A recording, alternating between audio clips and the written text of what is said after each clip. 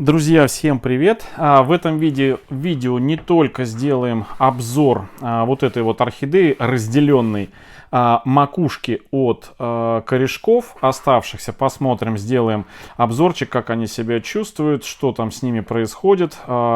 Есть ли какая-то динамика появления детки у пенька, оставшегося вот с корнями и с одним листиком. И есть ли у меня какие-то продвижки у макушки с небольшим количеством воздушных корней, которые мы недавно пересадили, разделили и пересадили. Это, друзья, орхидея Монго. У нее есть отдельный плейлист, и я сегодня хочу показать, в связи с тем, что близится лето, жаркий период, вот эту орхидею, чтобы ее реже поливать, хочу перевести на фитильный полив. Значит, сделать фитиль, не пересаживая, не доставая эту орхидею из горшка. То есть я в одном из видео обещал показать, как можно сделать фитиль орхидеи, которая уже посажена. И делать этот фитиль можно вот, например, по случаю там на лето только, а осенью, например, или зимой удалять этот фитиль, либо им просто не пользоваться. Для того, чтобы можно было орхидею вот так ставить в горшочек в осенне-зимний период, а летом, чтобы можно было с фитилем ставить вот в такую емкость с водой внизу, чтобы фитиль эту воду потихонечку поднимал вверх и питал орхидею, чтобы можно было спокойно поехать в отпуск, либо еще какими-то делами заниматься и реже тратить время свое на полив орхидей. Итак, друзья, что я буду делать именно вот с этой орхидеей? Так, ну для начала давайте посмотрим, как себя чувствуют эти орхидеечки после разделения. Меня больше всего интересует это, появилась ли у нас детка, где-нибудь намеки на детку. Но вот я смотрел на сам пенек, пока что нигде никакой почки у нас не появилось. Ну, ничего страшного, подождем. Зато у орхидеи, которую мы оставили в амхе, стали расти вот корни, друзья. Видите, стали проращиваться корни. То есть орхидея стала наращивать корневую систему. Если орхидея наращивает корневую систему, это верный признак того, что нужно ждать роста ботвы. Но так как у точки роста у орхидеи нету, значит, можно полагать, что скоро где-нибудь здесь появится детка, если уже не появилась где-нибудь поглубже. Но об этом мы узнаем чуть позже. В общем, пока наблюдаем за этой орхидеей, она в амхе. Поливать приходится редко. Мох намочил, он очень долго держит влагу. Но не все дружат с мхом. Больше людей дружат с корой, как вот здесь у нас посадка этой орхидеи в кору. Но вот этой коре не хватает, скажем, такого более долгого удержания влаги, который может заменить именно фитильный такой капиллярный полив этой орхидеи. И вот сейчас я буду вставлять сюда фитиль. Для этого у меня есть вот такая вот кусок проволоки. Желательно, чтобы он был такой, знаете, твердый. Вот у меня из нержавейки проволока вот с такой петелькой. Обычная, я уж не знаю, откуда это у меня проволока. Можно какую-нибудь спицу, но главное, чтобы на конце была вот такая вот петля, в которую можно было бы как-то закрепить за эту петлю фитиль, который мы будем просовывать внутрь. Я сейчас покажу. На самом деле все просто, не так страшен черт, как его, как говорится, малюют. Так, для начала я сейчас сделаю узелок, который нам пригодится. За него у нас за него будет держаться у нас вот этот узелок, будет держаться. Мы будем тянуть за этот узелок. Так, и значит, вот так обрезаю. Все, можно сразу фитиль намочить, чтобы потом у нас не было проблем с капиллярным подъемом воды наверх сюда. Потому что когда фитиль сухой, он не будет работать. он должен быть мокрый, насквозь пропитанный водой.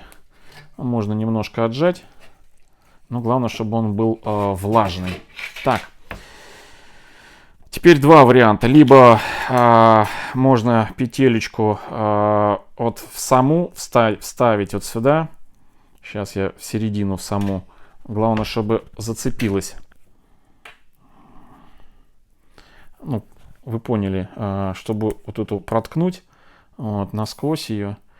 И чтобы она вот сюда вот зацепилась. Все. Теперь можно...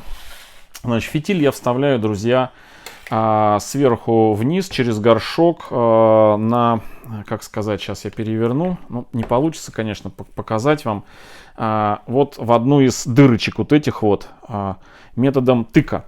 Чтобы попасть примерно, мы представляем, где эти дырочки, да, но втыкать вот эту вот проволоку нужно, друзья, возле основания, но так, чтобы немножечко вот так вот разгребсти, посмотреть, потому что корни растут от основания и по направлению к стенкам горшка, то есть они не растут от основания сразу вниз, то есть они, корни орхидеи, они тянутся к стенкам горшка и потом уже окутывают кругами сам горшок, поэтому нужно вот ближе к основанию и под само основание уже засовывать эту проволоку. То есть вот таким макаром я ее...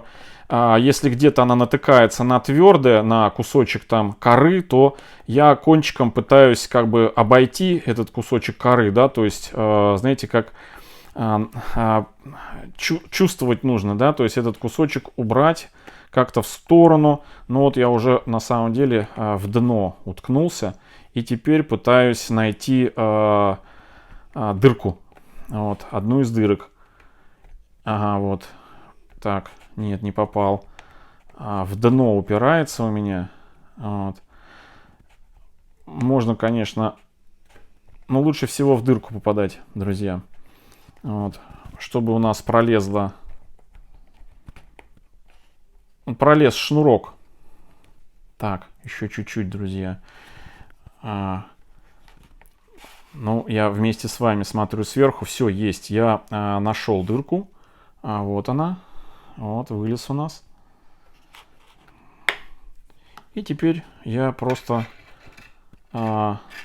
потихонечку протягиваю этот шнурок и вытягиваю без фанатизма, друзья, чтобы у нас этот крючок ни за что не зацепился там.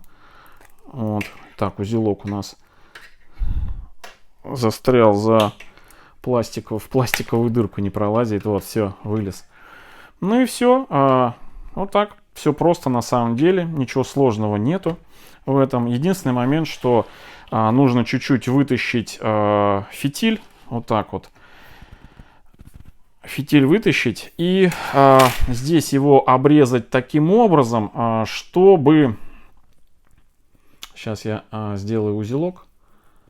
Вот, чтобы он у нас, фитиль этот, ну, уже тут сами должны наблюдать, чтобы у нас он не, ну, во-первых, не слишком низко ушел сюда, да, и не остался слишком высоко, чтобы где-то вот он остался примерно вот здесь вот на середине. Но это зависит от того, длинные или короткие ли корни. Если короткие, то можно фитиль оставить вот так вот, чтобы он на поверхности, ближе вот здесь вот прям под самой поверхности остался. Если корней очень много и достаточно, то можно где-нибудь внизу. Но здесь у меня вот где-то на середине корни заканчиваются, поэтому я чуть-чуть вот его притоплю, этот фитиль. Ну, где-то, наверное, вот все, вот на таком расстоянии я, собственно говоря, и оставлю этот фитилек. Ну и все. И слишком длинный он здесь мне не нужен. Я его обрежу вот так вот. И теперь могу спокойненько поместить орхидею на фитильный полив вот сюда в горшок. Но здесь воды слишком много. Я сейчас отолью немножко. Вот.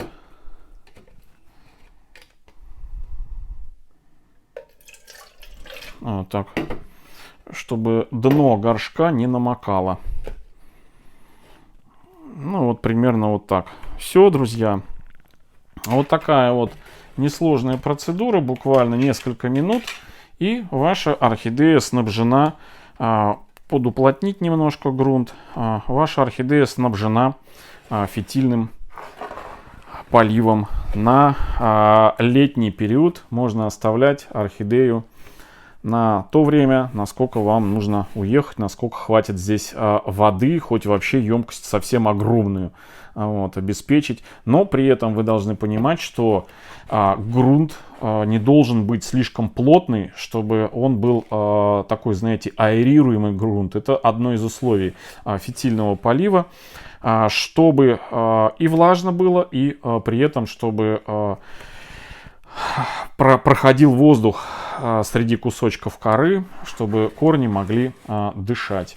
И все будет хорошо. Все, друзья, оставляю эту орхидею на фитильном поливе. Это видео будет в плейлисте о методе полива на фитиле и в отдельном плейлисте, который называется у нас орхидея Монго, разделенная орхидея Монго. Всем до встречи в следующем видео. Всем пока.